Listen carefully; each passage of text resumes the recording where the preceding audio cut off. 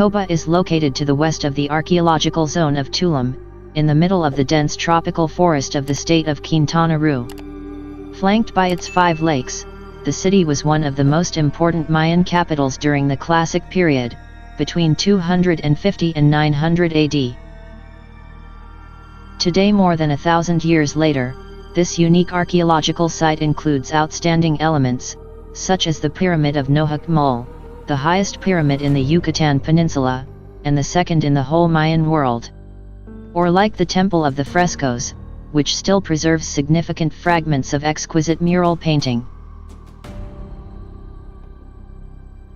And Coba was literally a crossroads, because up to 45 sakbis, the famous white and elevated roads, paved with limestone and stucco, that the Mayans built to communicate their main cities converged there. The first settlement of Coba is remarkably early, spanning between 100 BC and 300 AD, but the city really began to flourish in the middle of the first millennium AD, reaching its constructive peak between 800 and 1000 AD. Its impressive collection of pre-Hispanic structures is currently organized into 4 large areas: the Coba group, the Makangsak group, the D group or group of the paintings, and the Nohoch Mul group.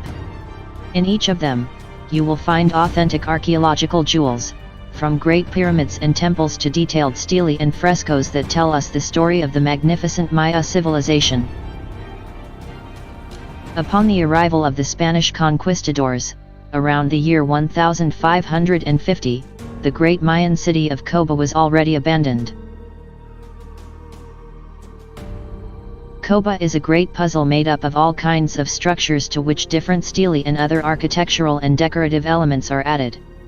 A great pre-Hispanic city, full of surprises, which must be discovered thoroughly, but, of course, there are a handful of archaeological treasures that you cannot miss.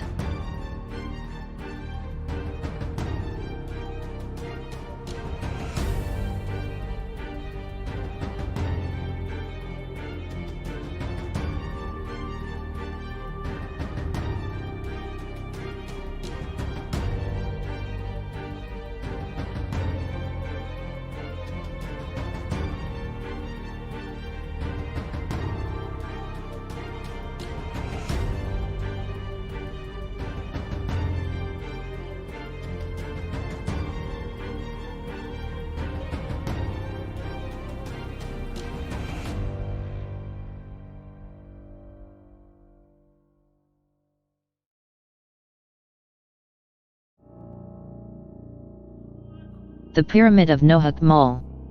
At 138 feet high, this is the tallest pyramid in the Yucatan Peninsula and the second in the whole Mayan world. Its 7 bodies are built on a natural promontory. Nohoch Mul means great mound in the Mayan language and crowned by a small temple. Its long main staircase, of about 120 steps, connects the lower plaza with the top of the building. From up there, you can see an impressive panoramic view of the jungle that surrounds the entire archaeological site. The ball games. In Coba, there are 2 ball game courts.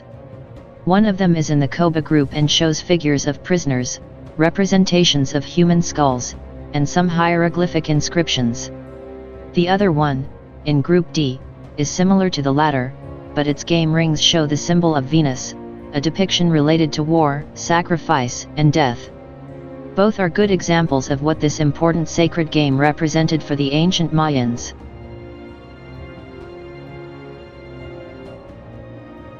Zabi or the Observatory. The Zabi is one of the most extraordinary buildings in Coba. Commonly known as the Observatory, although there is no clear evidence of such function, this oval-shaped temple, something quite unusual in Mayan architecture, is formed by 5 levels and has a large central staircase. Considered to be some sort of monument dedicated to the 4 seasons in the Mayan calendar, this is also the converging place of sakbis 1, 5, 6, and 8. In fact, Zabi literally means crossroads. The church. With a height of 79 feet, this building is the second tallest structure in Coba. Made in different construction stages, inside the temple there was a rich offering composed of ceramic pots, beads, a jade figurine, plates of engraved snail, pearls, and shell pectorals. Other palatial and residential buildings accompany this great temple. Group of the paintings. This sector of Group D is headed by the Temple of the Frescoes. The building was richly decorated, inside and out, with different pictorial elements. Currently, only the frieze is well preserved, showing interesting scenes of agricultural rites.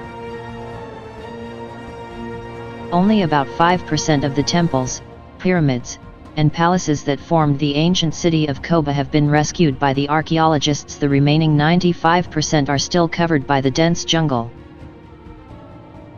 Pedaling in the middle of the jungle is something that you simply cannot miss. In addition, it is a great way to squeeze the time you have to discover this vast archaeological site.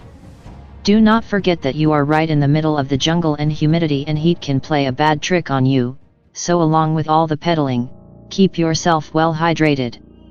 And if you can't hit the pedals, but still want to avoid the walking tour, which is also a nice experience, don't worry, there is also the option of hiring a taxi, driver included. Now you can relax and enjoy the magnificent views of this jewel of the Mayan world. Hiring an official guide is also a great way to get to know Coba in depth. After all, they really know the history of the place. And all those secrets about this ancient Mayan city that do not appear in the books as well.